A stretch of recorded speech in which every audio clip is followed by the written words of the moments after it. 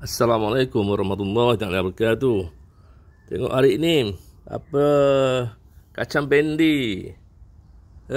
Kacang bendi. Itu kacang bendi ya. Tak banyak tanamnya, 2-3 pokok, 4 pokok saja. Tapi kata orang 4 pokok pun tak habis nak makan lah. Ni. Tu kacang bendi ni pokok kedua Pokok kedua. Banyak buahnya. So tengok pokok ketiga.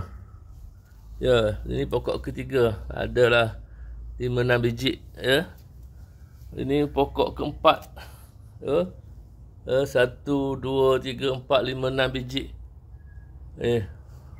Sentiasa berbuah lah. Sentiasa berbuah. Inilah bendi yang saya biak daripada dulu saya dah tanam. Kemudian saya ambil biji dia tu.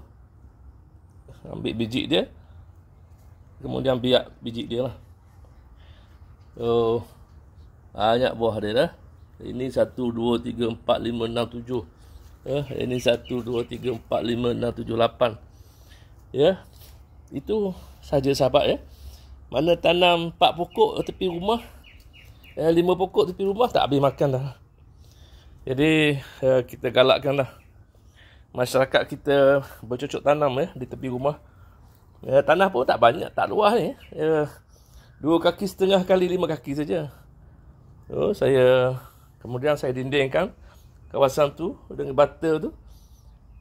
Kemudian saya campur tanah sungai, tanah pasir dengan tanah clay, tanah liat, tanah bukit, tanah tapak rumah lah.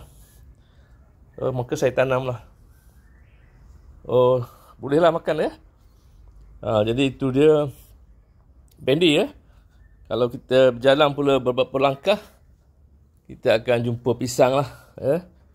Pisang ni saya pernah tunjuk tapi pisang ni sangat cantik lah. Tapi tak berbuah lagi lah. Tak dapat nak buah lagi lah. Kemudian pergi lagi. Ini anak pisang. Ibu induk dia. Lepas tu anak ada. Kemudian pergi ke lagi. Dia akan ada keladi lah. Keladi ni favourite saya yang baru lah. Ni banyak lah ni favourite saya yang baru. Hari ni nampaknya nak membaja sikit lah. Nak membaja. Dan juga nak menimbus batang dia lah. Kalau kita nak timbus dia punya tunggu batam tu, buah isinya tak elok lah. Anaknya juga banyak tu, nampak anak tu. Nak cabut juga anak tu. Bagi pada kawan-kawan pun tak ada yang minat aku Itulah antara pagi ni yang kami tanam lah. Tuan-tuan juga boleh laksanakanlah program ini. Saya panggil program KCB KCB.